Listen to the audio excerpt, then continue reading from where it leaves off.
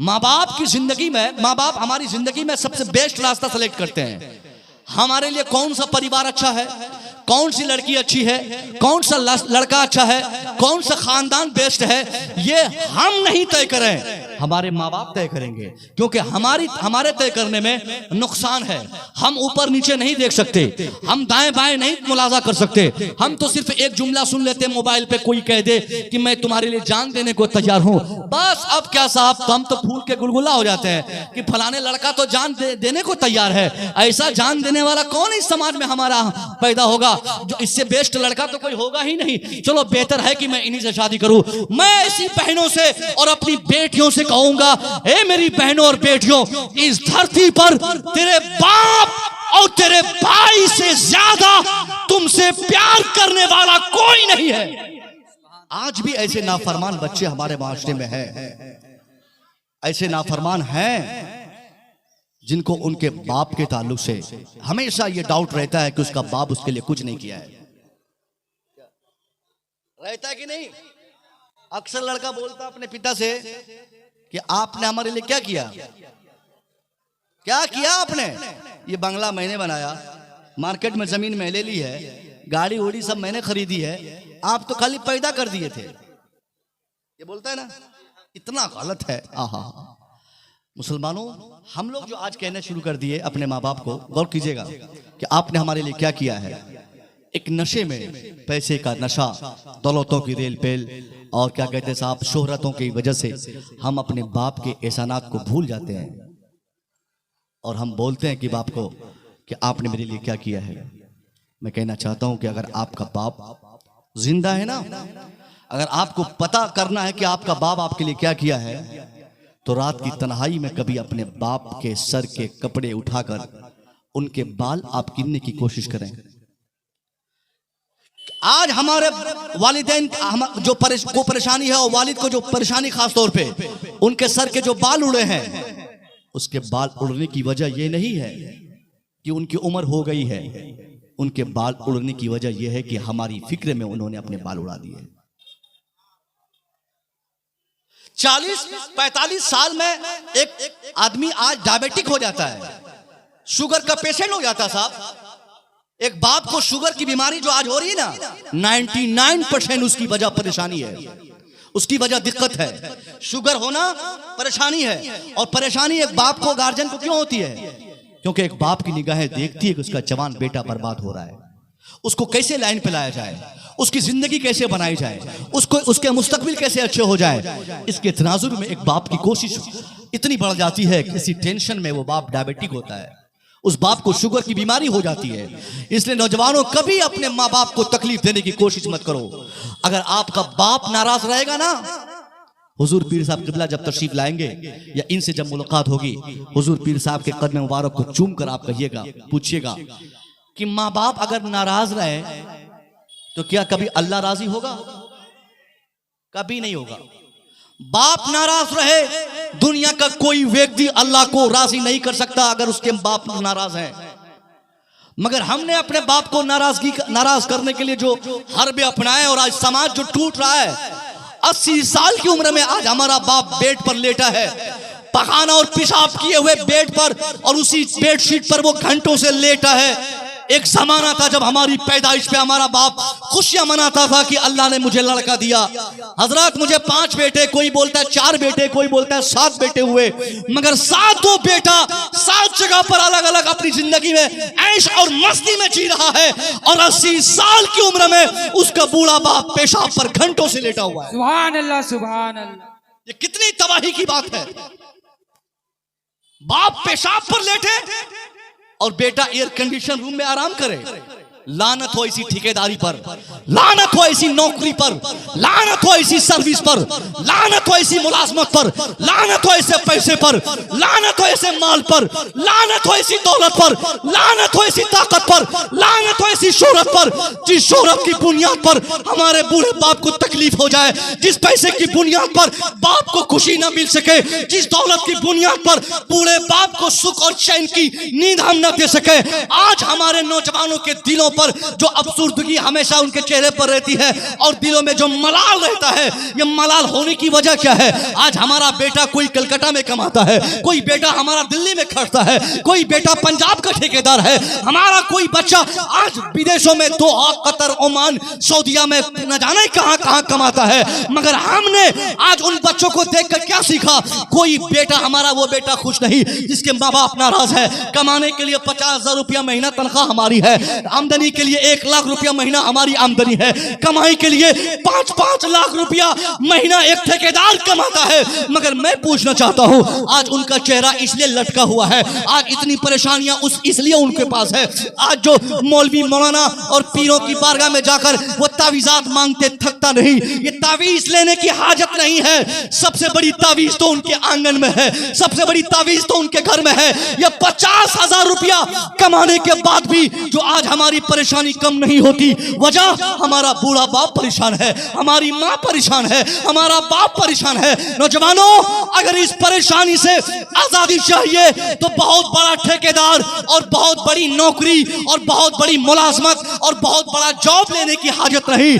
जो काम आप करते हो उसी काम को करके जितनी कमाई आपकी है उतनी ही कमाई, 5,000 कोई कमाता है तो 5,000 ले, 4,000 महीने की तनख्वाह है तो 4,000 लेके आ जाए, 2,000 पर डे कमाता हो या महीने का कमाता हो, उतनी ही कमाई और उतना ही पैसा अपने बूढ़े बाप के कदम के पास लाकर रखकर पांव दबाकर उनकी आंखें खोलकर कहे, अब्बा ये मेरी पहली पगार, ये मेरी दूसरी पगार, ये मेरी तीसरी पगार, ये मेरी 1 महीने की तनख्वाह, अब्बा इसे आपकी दवाई के लिए, आपकी खर्ची के लिए मैंने आपके कदमों में रखा है, अब्बा आप कबूल फरमा लीजिए।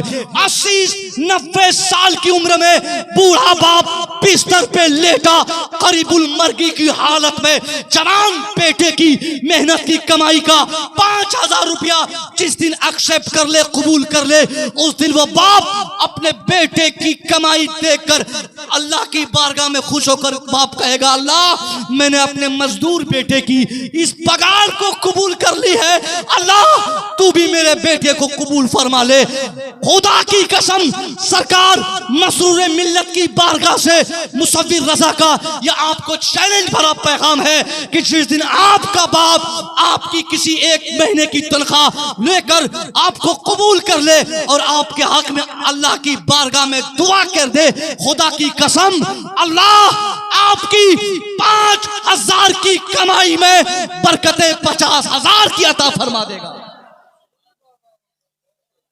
बहुत बड़ा पैसा वाला हो जाएंगे तब हम कामयाब होंगे, ये जरूरी नहीं है। हमारा बाप हमसे खुश रहे ये जरूरी है।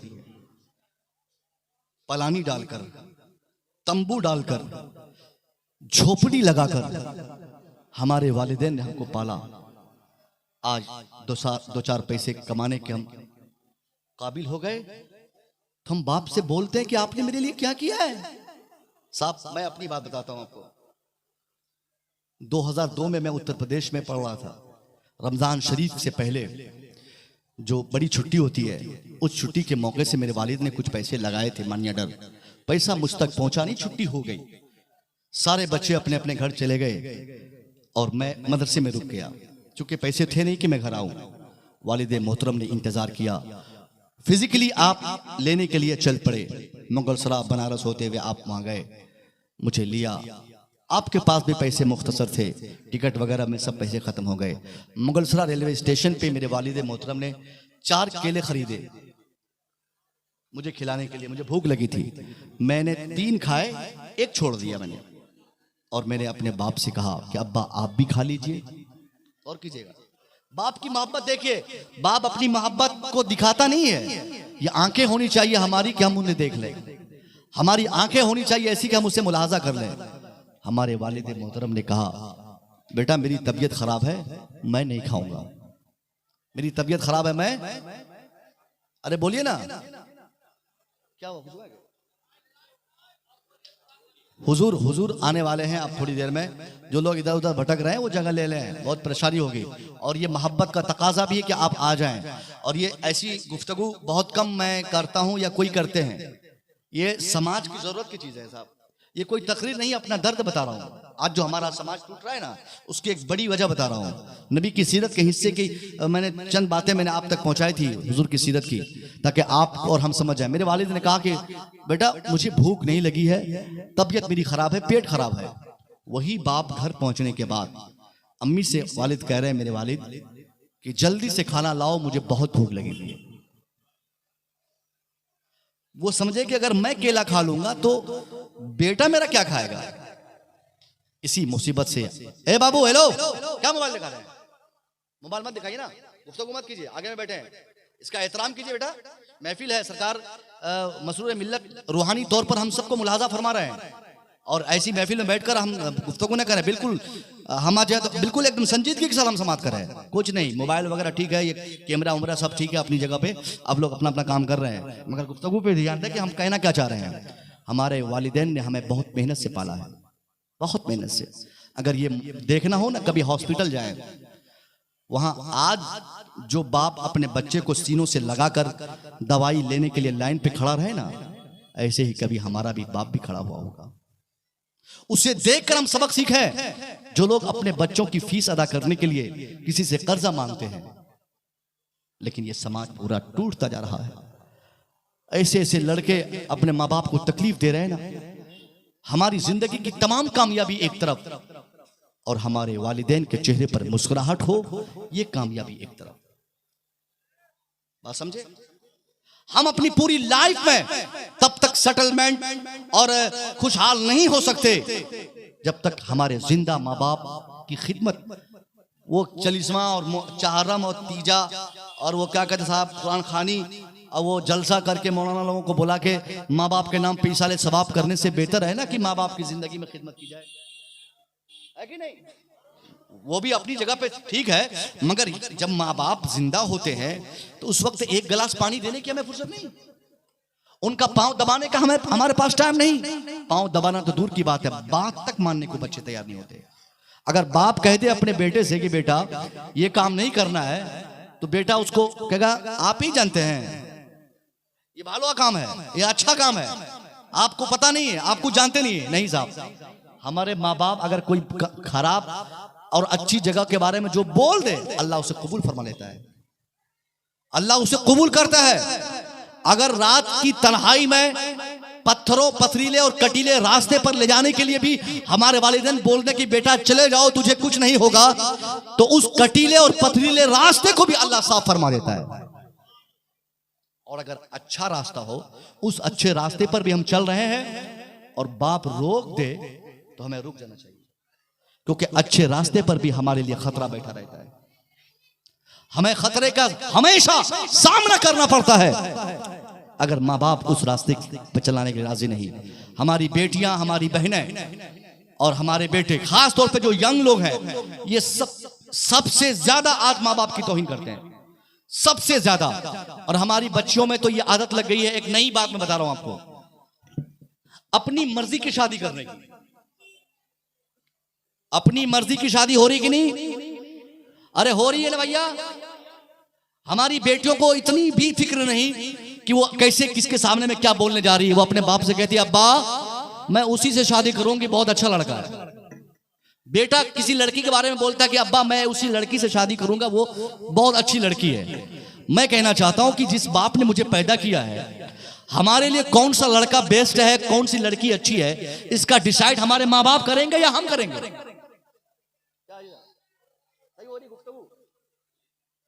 ये गुफ्तगू करने के लिए मुझे हुक्म मिला है, इस्लाह मुआशरा पर गुफ्तगू करने के लिए। माँ बाप की जिंदगी में, माँ बाप हमारी जिंदगी में सबसे बेस्ट रास्ता सेलेक्ट करते हैं। हमारे लिए कौन सा परिवार अच्छा है, कौन सी लड़की अच्छी है, कौन सा लड़का अच्छा है, कौन सा खानदान बेस्ट है, ये हम नहीं तय करें, हमारे माँ बाप तय करेंगे। क्योंकि हमारे तय करने में नुकसान है। हम ऊपर नीचे नहीं देख सकते, हम दाएं बाएं नहीं मुलाजा कर सकते। हम तो सिर्फ एक जुमला सुन लेते मोबाइल पे, कोई कह दे कि मैं तुम्हारे लिए जान देने को तैयार हूं, बस अब क्या साहब, तो हम तो फूल के गुलगुला हो जाते हैं कि फलाने लड़का तो जान देने को तैयार है। ऐसा जान देने वाला कौन इस समाज में हमारा पैदा होगा? जो इससे बेस्ट लड़का तो कोई होगा ही नहीं। चलो बेहतर है कि कि मैं इन्हीं से शादी करूं। मैं ऐसी बहनों से और अपनी बेटियों से कहूंगा, हे मेरी बहनों और बेटियों, इस धरती पर तेरे बाप और तेरे भाई से ज्यादा तुमसे प्यार करने वाला कोई नहीं है। अरे आप सबको तो मचल जाना चाहिए इस पर। एक बाप से ज्यादा अच्छा, उससे मोहब्बत करने वाला उसकी बेटी से इस धरती पर अल्लाह ने किसी को नहीं बनाया है। जो लड़के बोलते हैं ना कि मैं जान दूंगा जान, ये सब फर्जी नारे हैं, ये सब भकोसलेबाजी हैं, ये सारी चीजें किसी ख्वाहिशात की तकमील के लिए है। मैं आजमाने के लिए कह रहा हूं आपसे, आप एक दिन उनसे कह के देखिए कि मैं आज मालदा से हो आई हूं। आप कहिए मेरी बहनों, डॉक्टरों ने मुझसे कहा कि मेरी दोनों किडनियां खत्म हो गई, दोनों किडनी फेल, अब जीने की कोई उम्मीद नहीं। उस लड़के को आप व्हाट्सएप पे बोलिए कि वो आपको एक किडनी दे दे, एक किडनी, ताकि एक से वो लड़का भी जिंदा रहे और वो बच्ची भी जिंदा रहे। यकीन मानिए वो लड़का आपके गांव से गुजरना बंद कर देगा, आपके नंबर को ब्लॉक कर देगा, आप हो सकेगा तो आपका नाम तक कभी नहीं लेगा, क्योंकि वो जान लेगा कि मैं तो मजाक मजाक में इसको कहा था कि मैं तेरे लिए जान दे दूंगा, मगर ये तो अब किडनी मांगने पे आ गई, ये किडनी लेके छोड़ेगी। वाकई अगर उसी टाइम पे तेरी तबीयत खराब हो जाए, तेरी दोनों किडनी फेल हो जाए और तेरे बाप के पुष्ट पर तेरे बाप के पास उतना पैसा नहीं, उतनी ताकत नहीं, वो मुफलिस और वो गरीब आदमी वो नहीं इलाज करा पाएंगे, फिर भी तेरा बाप तुझे मरने नहीं देगा। आपका बाप दर दर की ठोकरें खाकर कभी मुखिया से 500, कभी प्रधान से 200, कभी सरपंच से 100, कभी किसी नेता से, कभी किसी हाजी साहब से, कभी किसी मास्टर साहब से 100-200-400 रुपया मांग मांग कर भी आपका बाप आपकी किडनी का इंतजाम फरमाएंगे, ऐसे मरने कभी नहीं देंगे। सुभान अल्लाह, सुभान अल्लाह। बेशक। आप बताइए सच्ची मोहब्बत कौन करता है? बाप करता है। तो बाप डिसाइड करेगा कि हमारे लिए कौन बेस्ट है, बाप फैसला करेगा who is the best for me, मेरे लिए कौन सी पर्सनालिटी अच्छी है। हम अगर डिसाइड करेंगे एक दिन उस घर में हमें रोना पड़ेगा। हम जब फैसला करेंगे, हमारा फैसला सिर्फ चेहरा देख के होगा, हमारा फैसला सिर्फ स्टाइल देख के होगा, हमारा फैसला तकबीर। अब तक बात समझ में आई भैया? ईमानदारी से बताइए, पूरे जलसे का लोड यही 2-4 भाई लोग ले रहे हैं, पूरे जलसे का लोड। कोई भी बात होती है इन्हीं से मैं बोलवाता हूं, यही लोग बोल भी रहे हैं, बाकी सारे लोग समझ रहे हैं, समझ रहे हैं ना। हमारी बच्चियों की तमाम जरूरतों को हम महसूस करेंगे। बच्ची हमारी पैदा हमने किया, उसके लिए कौन लड़का बेस्ट है ये मैं तय करूंगा। इसलिए मेरी बहनों, हाथ जोड़ के गुजारिश है, अपने बूढ़े बाप की पेशानी तुम्हारी वजह से पेशानियों पे कभी झुर्रियां ना आए, ये आप कोशिश करो। बाप की पगड़ी कभी डाउन ना हो, ये आपकी मेहनत कोशिश होनी चाहिए। भाई की मोच और उसके चेहरे पर कभी कोई ताना देने के लिए खड़ा ना हो जाए और कोई थूकने वाला ना हो जाए। हमारा किरदार ऐसा होना चाहिए। हम अपनी जिंदगी को पाकिज़गी में रखें।